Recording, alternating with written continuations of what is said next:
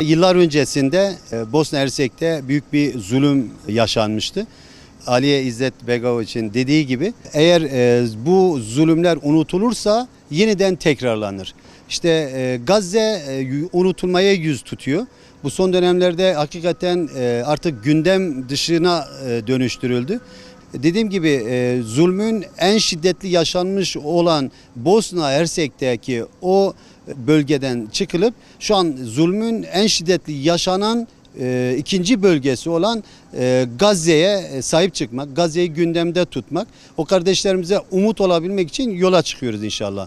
Bu Filistin Kara Konvoyu Bosna Hersek'ten başlandı. Bazı Avrupa ülkelerinden hareketle devam etti. Edirne sınır kapısında kardeşlerimiz onları karşıladılar. İstanbul'da, Sakarya'da, Ankara'da, Konya'da, Adana'da her bir ilde birer gün mitingler yapıldı ve bu bir kar topu misali büyüyerek gidiyor. Şu anda kardeşlerimiz evvelki gün Maraş'ta, sonra Antep'te, dün içinde Urfa'daydılar. Bugün de inşallah Diyarbakır'da olacaklar. Biz de burada Malatyalılar olarak Kara Konvoyu'na destek vermek amacıyla burada toplanıyoruz. İnşallah burada bir 20-30 araba araçlı olarak konvoy halinde o kardeşlerimize destek olmak amacıyla inşallah oraya doğru gideceğiz. Öncelikle şunu söyleyeyim, ya uluslararası bir yalanla Müslüman ve dünya kamuoyu maalesef kandırıldı. Gazze'de ateşkesin olduğu, artık insanların ölmediği, artık sulhun olduğu diye bir anlaşma yapıldı. Ama İsrail, Allah Celle Celaluhu onları da tanıttığı gibi her defasında ahdlerini, nakitlerini, sözlerini bozdular. Ve maalesef garantör dediğimiz İslam ülkeleri de bu işe tamamen sessiz kalıyorlar. Bu anlamda kardeşlerimiz bu farkındalığı insanlara ondan sonra hissettirebilmek için Bosna Hersek'ten başlayıp işte Avrupa'nın farklı ülkelerinden kara konvoyuyla Irak ve Ürdün üzerinden tekrar bu işi, bu olayı insanlara duyurabilmek, en azından insanların ilgisiz, kaygısız kalmaması için böyle bir çalışma yaptılar. İnşallah Rabbim bu kardeşlerimizin ribatlarını kabul eylesin, muvaffak eylesin. Aslında işin kendisi çok değerli, çok önemli. Oraya ulaşamasalar bile, Gazze'ye ulaşamasalar bile en azından kamuoyunda bir gündem, en azından Gazze kamuoyunda düşmemiş olur ve bu da bizim imanımızın bir gereğidir. Mazlumu tanıtmak, duyurmak, zalimi insanlara tanıtmak. Rabbim inşallah bu seferi hayırlı, bereketli eylesin. Filistin konvoyusunun gönüllüsüyüm. Bugün yola çıkan konvoyu desteklemek için biz de Malatya'dan hareket ediyoruz. Zulüm karşısında sessiz kalmak dilsiz şeytana benzer. Biz de bu hareketle bugün gönüllü olarak yollara çıkıyoruz.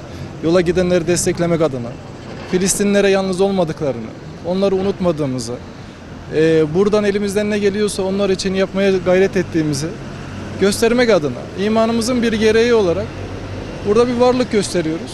Siyonizme, İsrail'e karşı duruşumuzu ifade etme amaçlı oraya giden kara konvoyunu desteklediğimizi ifade etme adına burada toplandık. Ve karşılayıp inşallah Ürdün üzerinden Batı Şeria'ya doğru inşallah uğurlayacağız onları. Maalesef Gazze dünya gündeminde düştü. Dünya gündeminde artık eskisi gibi yer bulmuyor. Biz de bu farkındalığı arttırmak için, Gazze'ye desteğimizi gösterebilmek için bu yola çıktık. İnşallah kardeşlerimizi bu noktada hem dualarımızla hem kalbimizle destekleyeceğiz inşallah. Bu süreçte Gazze'ye yardımcı olmak için her türlü şeyi elimizden gelmek için yola çıkacağız inşallah. Bizim asıl gayemiz tabii ki sesimizi duyurmak ama elimizden gelen daha büyük olan boykotu yapabilmek. Boykotu yaptığımız zaman İsrail'e bizzati zarar vermiş, bizzati Gazelilere destek vermiş olacağız. Normalleştirmeyelim, boykotu unutmayalım. Boykot bizim elimizdeki en büyük silahımızdır.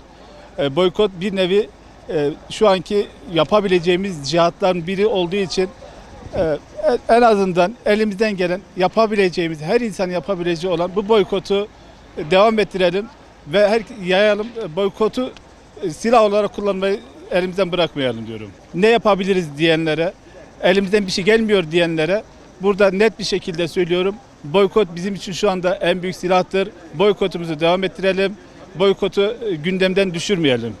elimizde gelen bu boykotu yapmadığımız zaman sorumlu olduğumuzu, yarın bunun hesabını Allah katında vereceğimizi, Gazze'li kardeşlerimize olan görevimizi yerine getirmediğimizi, yarın bizden şikayetçi olacağını, en azından bir boykot bile yapamadığımızdan dolayı bizde hesap soracağını bilmemiz lazım.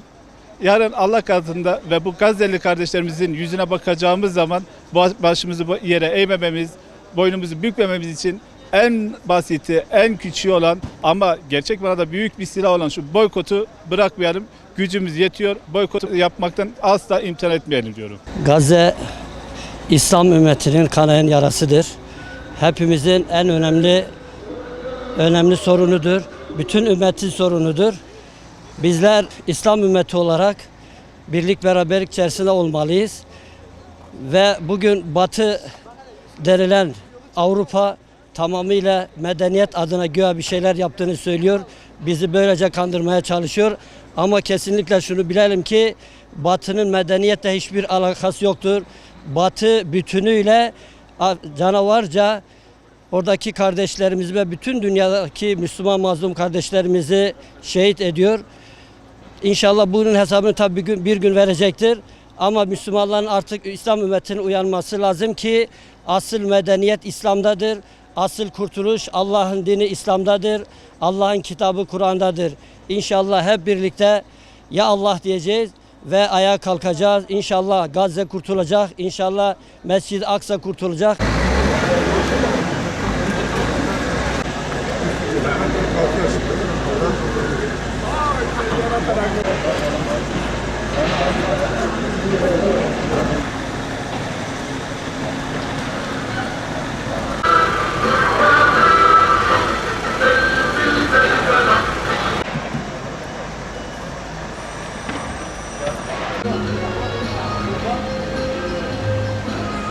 Olmayanlar, ulaşamayanlar bana mutlaka ulaşsınlar. Ya Rabbel Alemin, şu anda özellikle yıllar öncesinde en büyük kıyımın, en büyük zulmün işlenmiş olduğu Bosna Hersek'ten yola çıkmış ve yine şu anda bütün dünyanın gözleri önünde büyük bir zulmün işlendiği Gazze'ye doğru yola hareket edecek olan bu konvoyumuzun sağ salim bir şekilde Batı Şeria'ya, Ramallah'a girebilmeyi nasip ve müyesser eyle. Yapıldıktan sonra kaç bin kardeşimiz daha şehit edildi. Artık evler tarumar ediliyor. Evlerde baskın yapılarak kardeşlerimiz herkesin gözü önünden alınarak işkencelere götürüyorlar. Ve selamun alel murselin velhamdülillahi rabbil alemin. El Fatiha.